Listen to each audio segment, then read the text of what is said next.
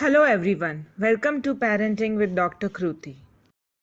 कई महिलाओं को प्रेगनेंसी यानी गर्भावस्था को लेकर मन में कई सवाल और उलझनें होती है, लेकिन उन्हें संकोच होता है किसी को पूछने से। इसलिए कई आम सवाल और उनके जवाब लेकर आए हैं हमारे साथ renowned gynaecologist doctor Deepika Sanghvi Thakkar, Avia hospital, women's hospital Vapi से। स्वागत है आपका।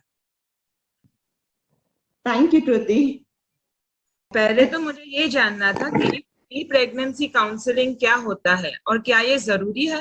प्री प्रेगनेंसी काउंसलिंग मीन्स जब आप प्रेगनेंसी के लिए सोचते हो उससे पहले आपके डॉक्टर को कंसल्ट करना।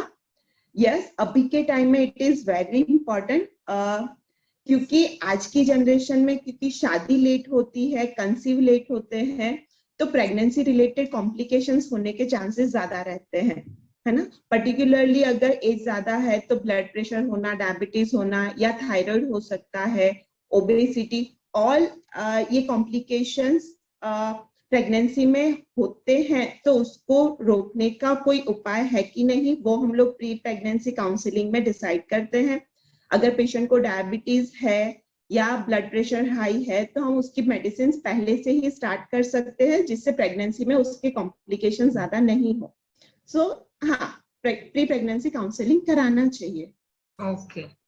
अगर कोई प्रेग्नेंट है तो उससे मतलब कैसे पता चलेगा वो प्लानिंग कर रहा है, तो क्या उसके सिम्टम्स या अगर आप प्रेगनेंसी प्लान कर रहे हो उस टाइम में एनी टाइम अगर आपका पीरियड मिस होता है, वो आपका पहला सिम्टम्स हुआ, है ना। कि अगर आपका पीरियड आपकी एक्सपेक्टेड डेट से 5 डेज 7 डेज ऊपर जा रहा है तो यू कैन एक्सपेक्ट कि प्रेगनेंसी हो सकती है ना। जब भी अगर 5 दिन ऊपर जा रहे हैं तो आप यूरिन प्रेगनेंसी टेस्ट घर पे भी कर सकते हो। अगर वो पॉजिटिव आता है तो यस, आप प्रेग्नेंट हैं। और अगर आए तो डॉक्टर को कब विजिट करना चाहिए, कितने मतलब टाइम पे डॉक्टर? एज सुन एज अगर आपको पता चले कि हाँ प्रेगनेंसी है या यूरिन टेस्ट पॉजिटिव आया है तो you should consult your doctor. जैसे मैंने बोला कि प्री प्रेगनेंसी काउंसलिंग में भी हम लोग कुछ कुछ high risk factors find out करते हैं। वैसा ही जैसे ही प्रेगनेंसी कंसीव होती है हमको वो कॉम्प्लिकेशन ना हो उसलिए कुछ हाई रिस्क है कि नहीं वो देखना होता है। और अगर कुछ रिस्क हमको मिलता है तो उसकी मेडिसिन अर्ली स्टार्ट करना है कि जिससे हम लोग उसको ट्रीट कर सके या फिर प्रिवेंट कर सके। सो जैसे ही आपको पता चले कि प्रेगनेंसी पॉजिटिव आई है आपको डॉक्टर को मिलना चाहिए। जो बच्चे के दिल की धड़कन होती है वो यूजुअली कितने टाइम पे पता चलती है? राइट। सो जैसे कि आपका लास्ट पीरियड डेट होता है, जब पीरियड आया होता है लास्ट मंथ में, वहां से हम लोग काउंट करते हैं आपका प्रेगनेंसी का डेट कि कितना टाइम हुआ, राइट। सो वहां से स्टार्ट करें तो एटलीस्ट 6 वीक्स के बाद हमको बेबी की हार्ट बीट दिखाई देती है सोनोग्राफी में, है ना। 5 वीक्स से हमको पता चलता है कि या चलो जी मतलब जो प्रेगनेंसी का सैक बनता है वो हमको 5 वीक्स पे दिख जाता है। हार्ट बीट 6 वीक्स के बाद पता चलती है। सो मे बी आप पीरियड मिस होता है उसके 15 डेज के बाद। अभी ये प्रेगनेंसी में उल्टी होना नॉर्मल है? ऑफ कोर्स, सी जैसे आपने बोला कि प्रेगनेंसी है वो कैसे पता चलेगा। बहुत सारी लेडीज ऐसे होती है कि उनको पीरियड मिस हो गया और पता ही नहीं चलता है क्योंकि डेट उनको ध्यान में नहीं रहती है। इन दैट केस वॉमिटिंग होना या उल्टी जैसा लगना, कुछ अच्छा नहीं लगता है, ब्लोटिंग होता है, वो ये सब भी प्रेगनेंसी के ही सिम्टम्स है।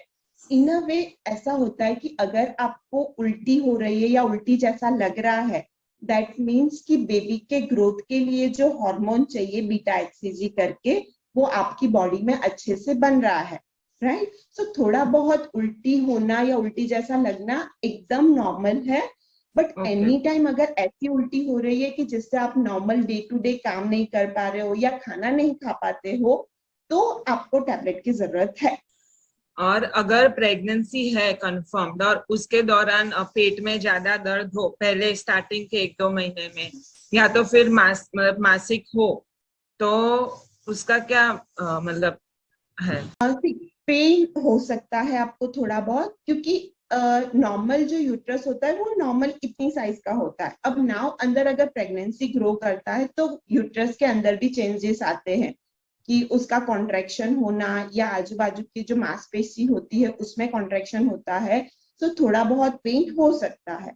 ऐसा कोई भी पेन जो आराम करने से ठीक हो जाता है तो उसमें घबराने की जरूरत नहीं है। बट हाँ, मासिक होना कभी भी नॉर्मल बात नहीं है। ओके। राइट, जब भी ऐसा लगे कि प्रेगनेंसी पता चल गया और फिर भी मासिक थोड़ा बहुत या ज्यादा कभी भी आ रहा है, तो आपको इमीडिएटली आपके ऑब्स्टेट्रिशियंस को दिखाना चाहिए। और क्या क्या नॉर्मली खाना चाहिए और क्या क्या चीजें नहीं खानी चाहिए पहले, मतलब इनिशियली?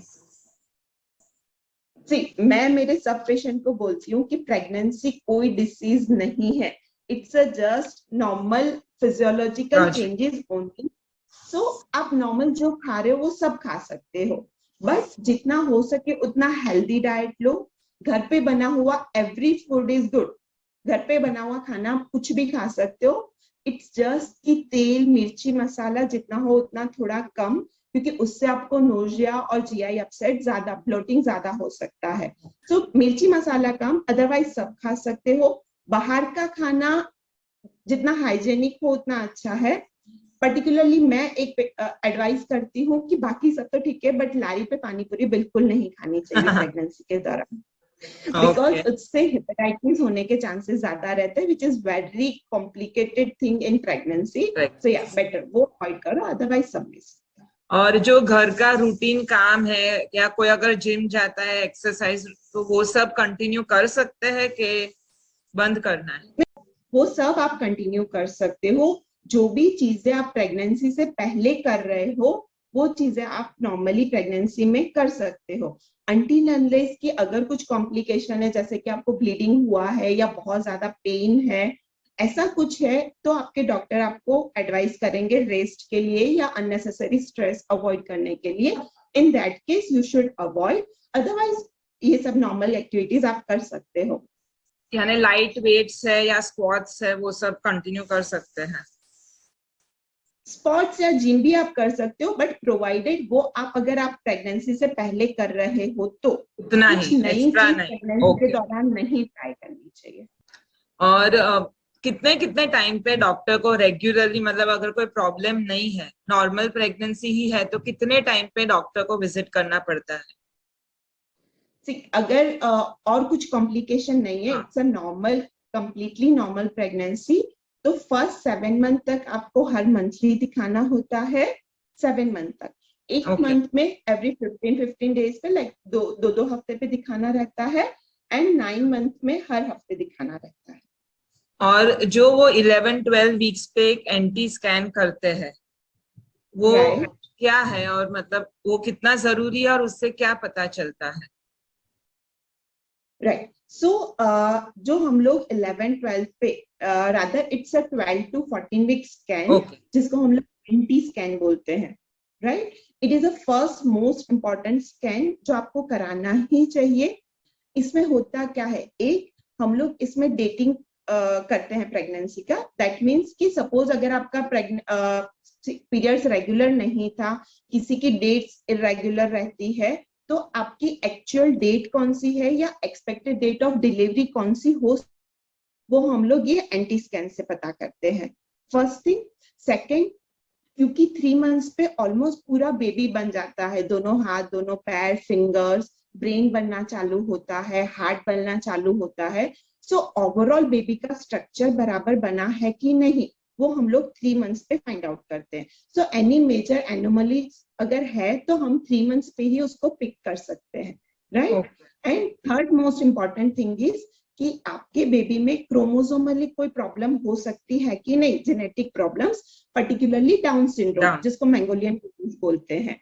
राइट, वो आपके बेबी में हो सकता है कि नहीं, वो हम लोग ये सोनोग्राफी से प्रेडिक्ट करते हैं। It is not 100% it's just a screening, but okay. Normally अगर सोनोग्राफी में हमको कुछ एबनॉर्मल लगता है या साइमल्टेनियसली आप एक डबल मार्कर करके ब्लड रिपोर्ट होता है, वो भी स्क्रीनिंग होता है डाउन सिंड्रोम का, उसमें हमको कुछ प्रॉब्लम लगता है तो फिर हम लोग नीडल टेस्ट कराते हैं जो 100% रिजल्ट देता है कि बेबी के क्रोमोसोम्स नॉर्मल है कि नहीं। बट वो तक जाने के लिए हमको स्टार्टिंग में ये एंटी स्कैन तो कराना ही चाहिए। मतलब सब में वो नीडल के टेस्ट की जरूरत नहीं है, जिसके एंटी स्कैन में कुछ आए। हाँ, राइट, नीडल टेस्ट सब में नहीं कराते क्योंकि उसमें एबॉर्शन होने के चांसेस होते हैं, इट इज एक्सपेंसिव, सो हम लोग ये सब में नहीं कराते हैं। अगर इसमें कुछ प्रॉब्लम लगता है तो ही हम लोग वो कराते हैं। और नीडल टेस्ट से 100% कंफर्म हो जाता है कि प्रॉब्लम है या नहीं। yes. हाँ, क्योंकि उसमें हम लोग डायरेक्ट बेबी के सेल्स लेके उसके क्रोमोसोमल स्टडी करते हैं, सो वो 100% टेस्ट होता है। बट एंटी स्कैन में हमको प्रोबेबिलिटी पता चलती है कि चलो हमको नीडल टेस्ट कराने की जरूरत है कि नहीं, है ना।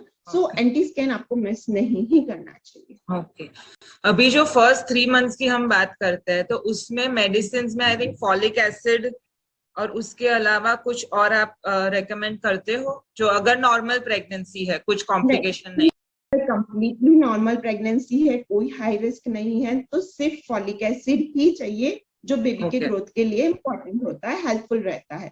उसके अलावा और कोई मेडिसिन हम लोग नहीं देते हैं। बट सपोज अगर आपको थायराइड कम है, आपको हाइपोथायराइडिज्म है, तो हम लोग थायराइड की टेबलेट स्टार्ट करते हैं। अगर आपको हमें लगता है कि आपको ब्लड प्रेशर होने के चांसेस है तो हम लोग दूसरी उसको प्रिवेंट करने के लिए मेडिसिन स्टार्ट करते हैं। Otherwise normally just folic acid is required. और कुछ आप फर्स्ट 3 मंथ्स के बारे में इन्फॉर्म करना चाहेंगे हमारे व्यूअर्स को? प्रेगनेंसी जब भी कंसीव होता है, ये फर्स्ट 3 मंथ्स आपको थोड़े से डिफिकल्ट लगेंगे क्योंकि ये टाइम पे नोजिया वॉमिटिंग होता है, आपको कुछ अच्छा नहीं लगता, मूड स्विंग्स आते हैं, that is completely normal. Go with the flow, enjoy your pregnancy. 3 months complete होगा, उसके बाद 4 मंथ से वैसे भी इजी गोइंग हो जाएगा, आपको इतनी प्रॉब्लम नहीं होगी। बट एनी टाइम अगर आपको प्रॉब्लम लग रहा है, आप अपने ऑब्स्टेट्रिशियन को कंसल्ट कर सकते हैं, वो आपकी प्रॉब्लम सॉल्व करेंगे। Right, thank you so much, आपसे बहुत जानने को मिला। अगले हफ्ते आपको मिलेंगे नेक्स्ट 3 मंथ्स के बारे में जानने के लिए। Thank you, welcome. Thank you. अगर आपको ये वीडियो पसंद आया तो उसे लाइक करें, शेयर करें और चैनल को सब्सक्राइब करें। Thank you.